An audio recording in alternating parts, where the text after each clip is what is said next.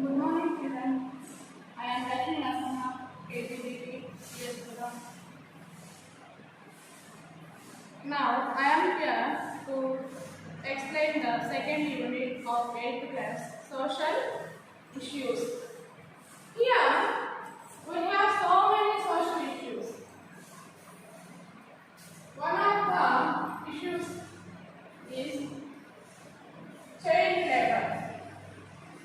One of the issues is child labor. This is very highest issue in the society. Here we have this lesson totally about this child labor and art forms.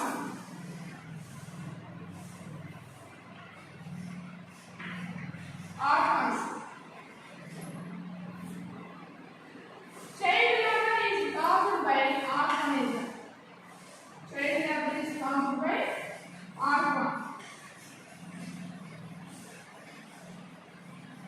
organism. Organism means no parent. One either mother or father or both parents are not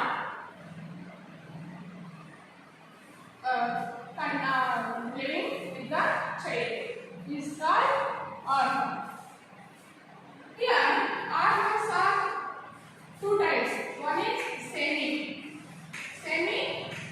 and two is complete, full orphan. Full. Semi means one either father,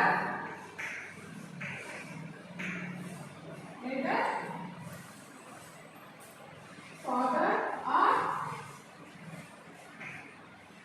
mother,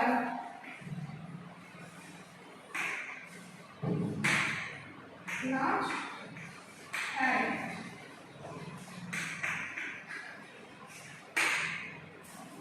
Full means both,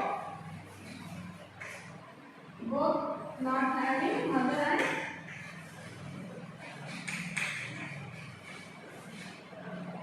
both mother and father and mother and father.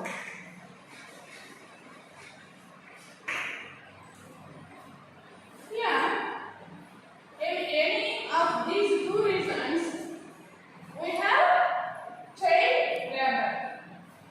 In this unit, we have a reading.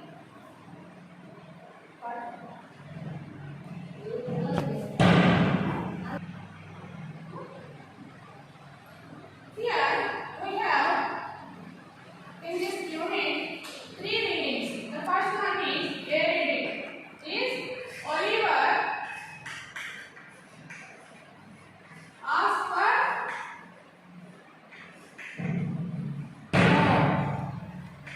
Oliver asked for more. Is a reading. Now we are going to discuss this Oliver asked for more reading. Now come to the lesson. Page number 19. Textbooks open, children, and page number 19. Oliver asked for more. This is an extract from the novel Oliver Twist. This lesson is extracted from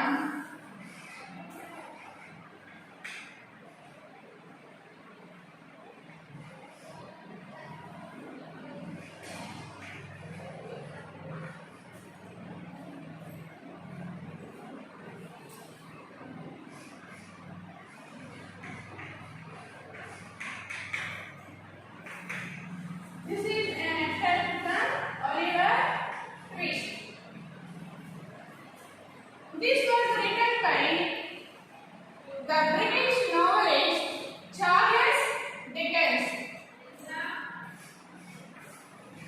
Writer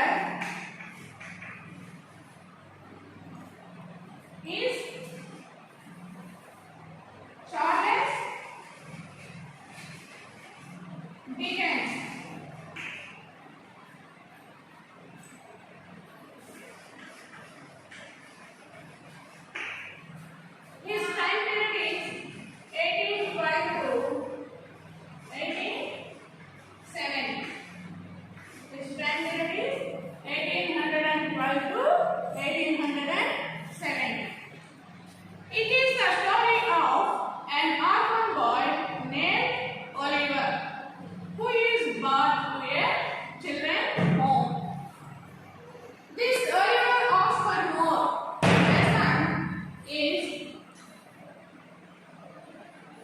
The story of an orphan boy named Oliver. He was brought to a children's home. He was brought to a children's home. He was brought to a children's home. Here, now come to textbook. Mr. Bumble walked on with long strides. Little Oliver, firmly grasping his gold-laced cup, trotted beside him. Oliver had not been within the walls of the workhouse a quarter of an hour when Mr. Bumble informed him that the bird had said he was to appear before it forthwith. Not having a very clearly defined notion of what a dry bird was, Oliver was rather astonished by this information and was not quite certain whether he ought to laugh or cry. He had no time to think about the matter. Mr. Bumble asked Oliver to follow him into a large whitewashed room where 8 or 10 fat gentlemen were sitting around the table. At the top of the table, seated in an armchair rather higher than the rest, was a particularly fat gentleman with a very round red face. "Bow to the board," said Bumble. Oliver brushed away 2 or 3 tears that were lingering in his eyes, and seeing no board but the table, bowed to that. "What's your name, boy?" said the gentleman in the high chair. "What's your name, boy?" said the gentleman in the high chair. Oliver was frightened at the sight of so many gentlemen, which made him tremble. The beadle gave him a tap on his back with his cane, which made him cry. "Boy," said the gentleman in the high chair, "listen to me. You know you are an orphan, I suppose." "What's that, sir?" inquired poor Oliver. "The boy is a fool. I thought he was," said the gentleman in the white waistcoat.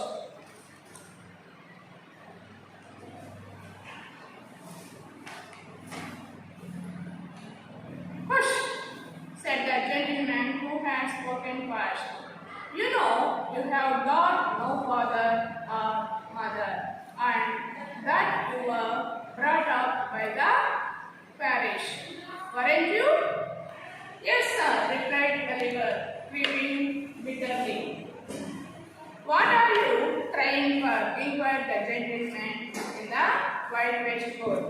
"I hope you say your prayers every night," said another gentleman in a gruff voice, "and pray for the people who feed you and take care of you like a Christian." "Yes, sir," stammered the boy. "Well, you have come here to be educated and taught a useful trade," said the red-faced gentleman in the high chair. "So, you will begin to pick oakum tomorrow morning at 6 o'clock, added the surly one in the white waistcoat. Oliver bowed low, directed by the beadle, and was then hurried away to a large ward with on a rough, hard bed to sound himself to sleep. Poor Oliver, as he lay sleeping, unconscious of everything around him, the board had taken a decision that would change the course of his life. The members of this board were very wise and philosophical men. the workhouse, they discovered that it was the regular place of public entertainment for the poorer classes.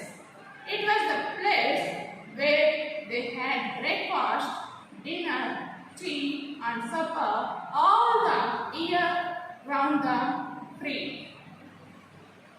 Where it was all play and no work. This was really a shocking state of affairs.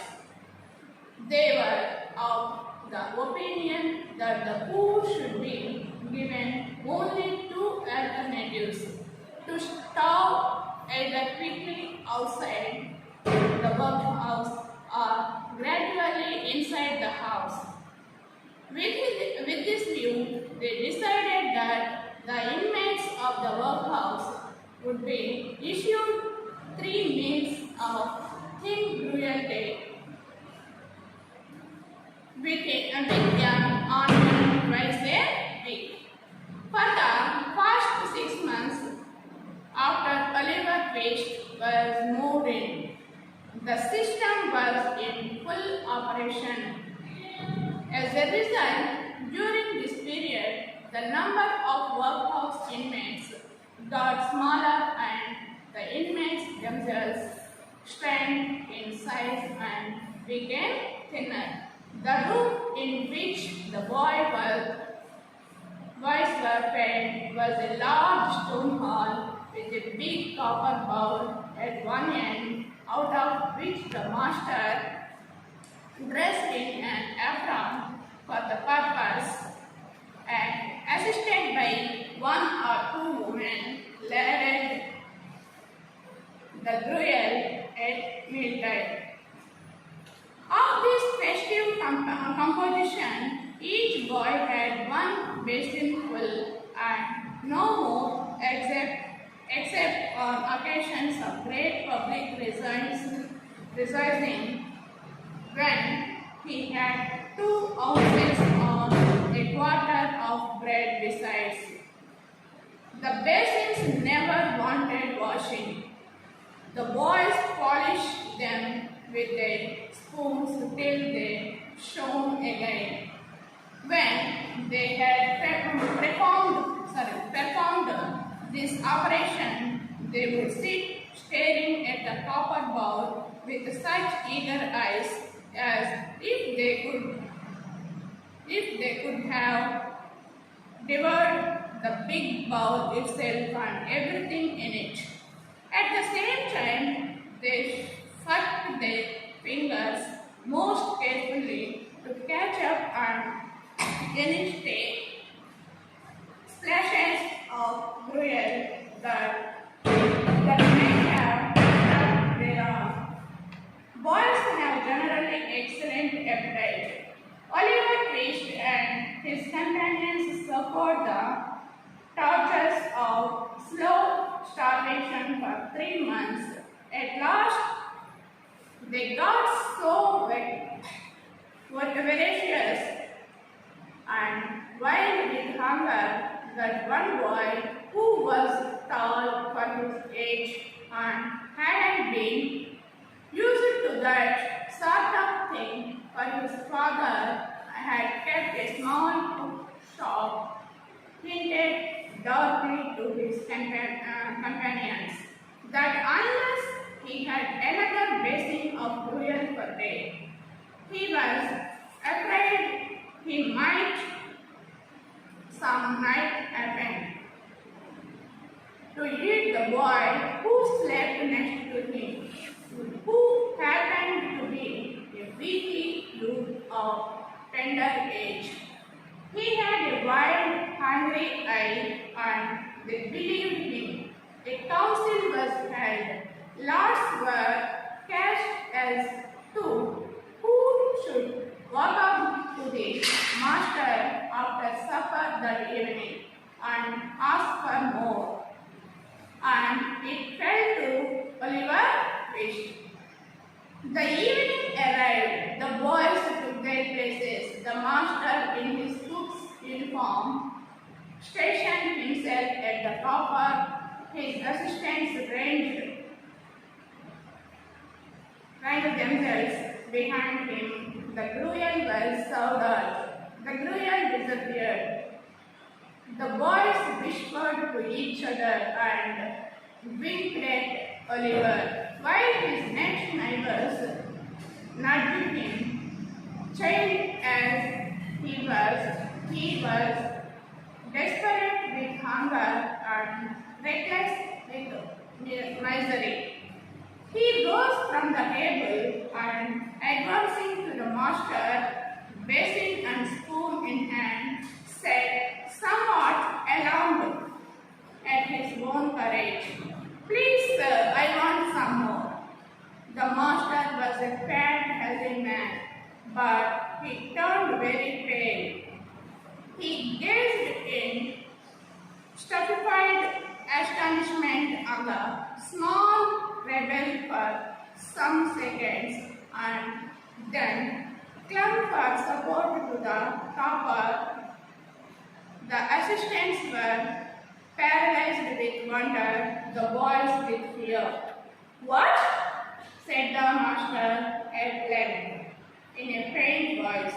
Please, sir, replied Oliver, I want some more. The master aimed a blow at Oliver's head with the ladle and shrieked aloud for the beadle. The board was sitting in solemn meeting when Mr. Bumble rushed into the room in great excitement and addressing the gentleman in the high chair, said, Mr. Lincoln, I beg your pardon, sir. Oliver Twist has asked for more. There was a general start. Horror was depicted on every countenance. For more, said Mr. Lincoln, compose yourself, Bumble, and answer me distinctly. Do I understand that he asked for more after he had eaten the supper allotted by the board? He did, sir, replied Bumble. That boy will be hung, said the gentleman in the white waistcoat. I know that boy will be hung. Nobody contradicted the prophetic gentleman's opinion. An excited discussion took place.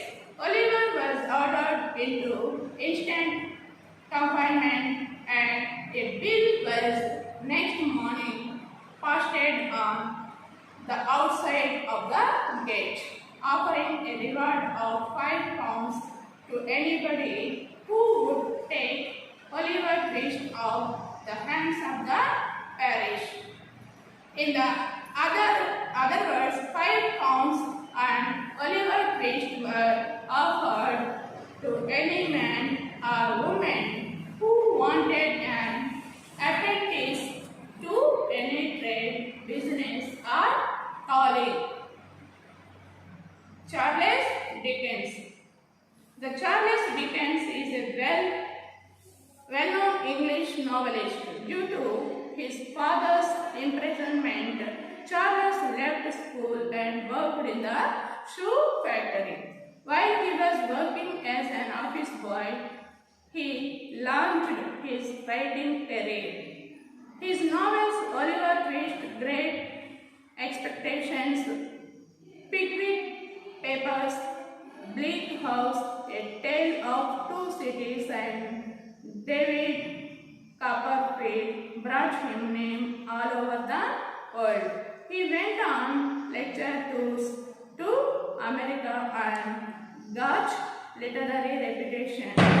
He focused on social issues and human ailments in his works.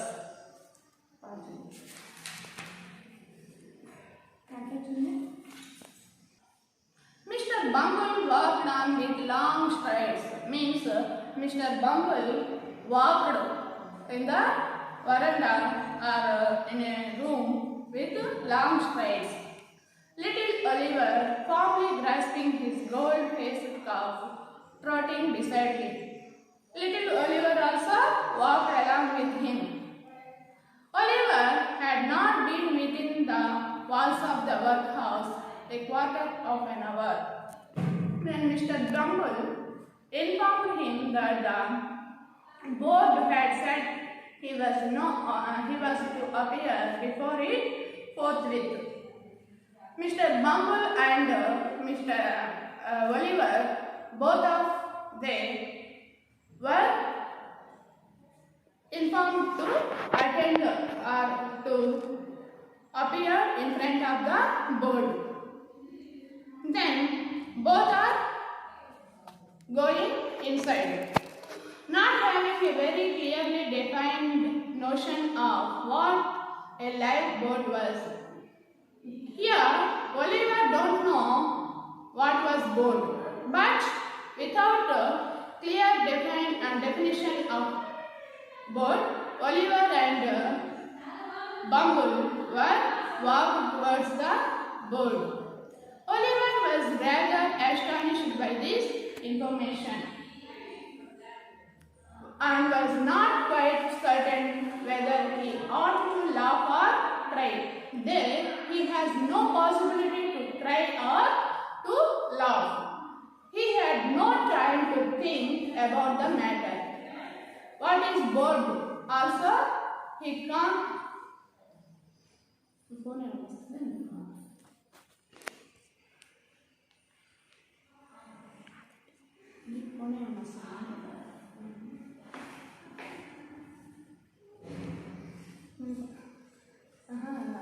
Phone wait చేస్తుంటే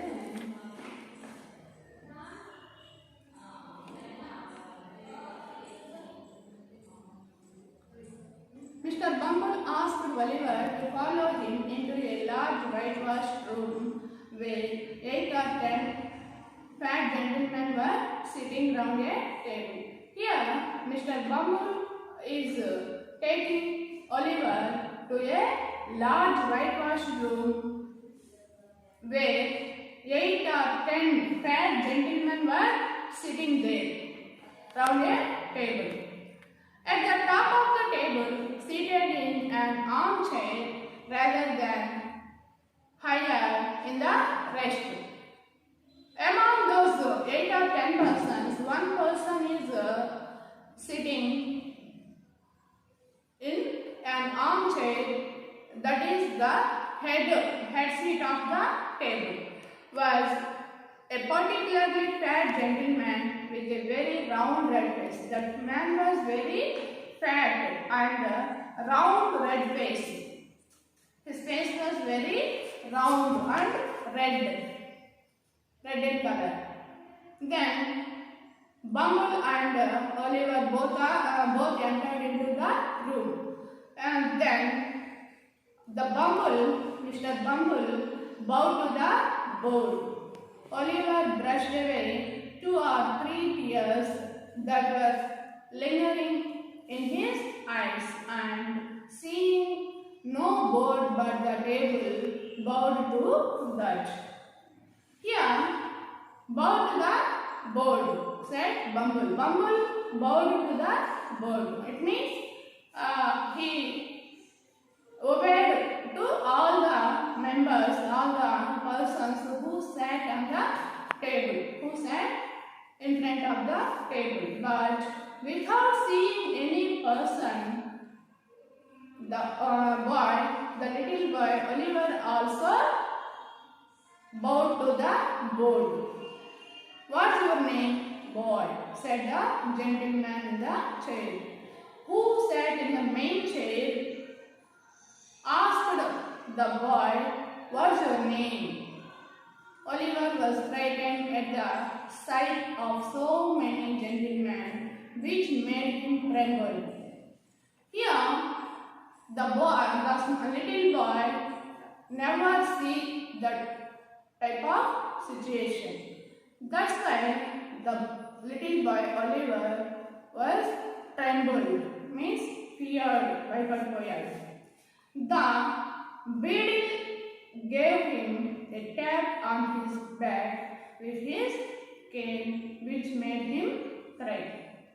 With the fear, the little boy didn't talk anything. That's why the beadle gave the boy a tap on his back with his cane. He has a cane in his hands. With the cane, the beadle gave a tap to Mr. Oliver. Then that Mr. Oliver made it to cry. Boy, said the gentleman in the high chair. By crying, he didn't talk anything. That's why, again the gentleman in the high chair asked, Boy, listen to me. What's your name? You know you are an orphan. It means you don't have mother or father. Then, you know it, I suppose. What was it, sir? Inquired poor Oliver. Orphan? It means what, sir? Asked, and the boy is a fool. I thought he was, said the gentleman in the white waistcoat. Among those persons, among the table persons, one of him said the boy was a fool. He was a fool. Hush, said the gentleman who had spoken first.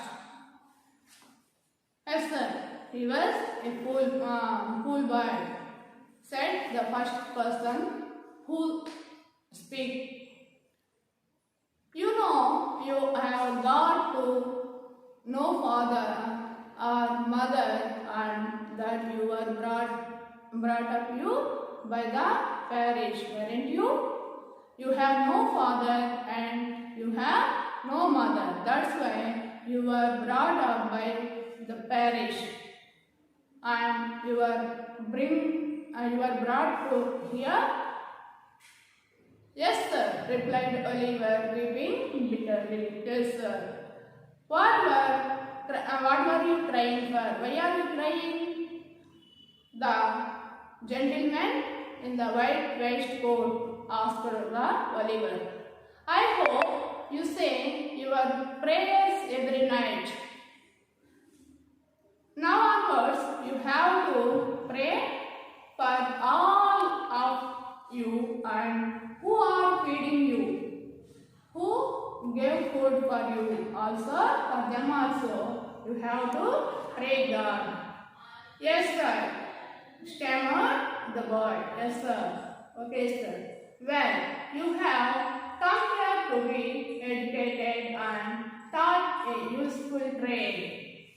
Now, you are brought here to educate and to learn a trade also, useful trade also, said the red-faced gentleman in the high chair. So, you will begin to pick workum tomorrow morning at 6 o'clock. So, by the rules of here, you have to woke up by 6 o'clock in the morning. Added the surly one in the white waistcoat. Oliver bowed low, directed by the beadle, and was then hurried away to a large ward where on a rough, hard bed he sobbed himself to sleep. After that, Oliver went to a room. There was a rough, hard bed. On the bed, he sobbed himself to sleep. Poor Oliver, as they lay sleeping, unconscious of everything around him, and both had taken a decision that would change the course of his life. Here, by laying on the bed, Oliver fell into the sleep. By sleeping, he was unconscious of everything around him. The board had taken a decision that would change the course of the Oliver's life. The members of this board were very wise and philosophical men. As they turned their attention to the workhouse, they discovered that it was the regular place of public entertainment for the poorer classes. In the board were very wise, and the members who are in the board were very wise, means very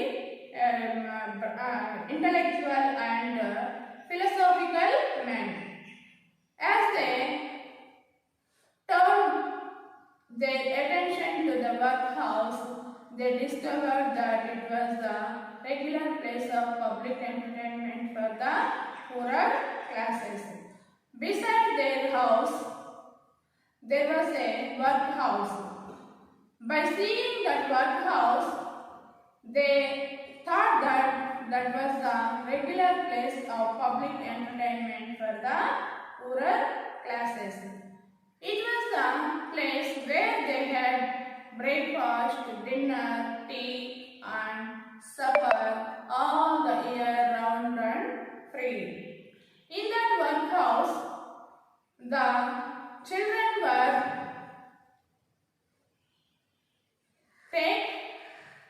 can take their breakfast, dinner, supper, tea all the year, around the year and free, where it was all play and no work.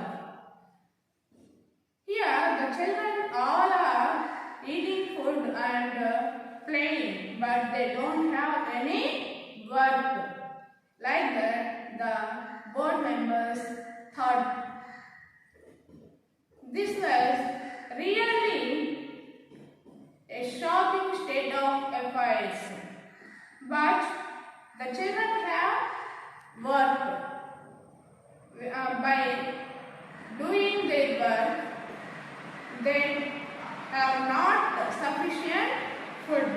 They have not sufficient food for them. They are always starved, hungry.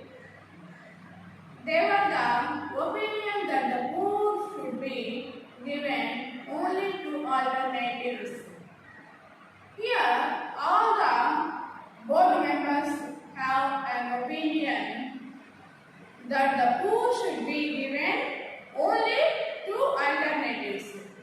One is to starve them either quickly outside the workshop or gradually inside the house. Here, if the poor should be worked for their starving, for their hunger, or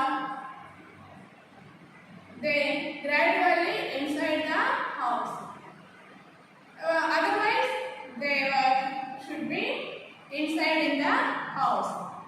With this view, they decided that the inmates of the workhouse would be issued 3 meals of thin gruel a day with an onion twice a week. Here, the workhouse was given the children a thin gruel a day and with an onion twice a week. For the first 6 months after Oliver Fish was moved in. With this feeding, the first 6 months Oliver Fish was moved on. The system was in full of operation. As a result, during this period, the number of workhouse inmates got smaller, and the inmates themselves size and became thinner. Before 6 months, some of the children are very fat and very healthy. But after 6 months, by giving less food in our house, the children got smaller and very weak in the situation. The room in which the boys were fed was a large stone hall. Where the boys were feeding was a very large stone hall with a big copper bowl at one end, out of which the master pressed in an orphan for the purpose, and assisted by one or two women ladled the gruel at mealtime. In that large stone hall, a copper vessel with big in size was brought there by the assisting woman. Of this festive composition, each boy had one basin full, and no more except on occasions of great public rejoicing, when he had 2 ounces and a quarter of bread besides. Not sufficient food was given to them. Okay children, tomorrow we will continue this.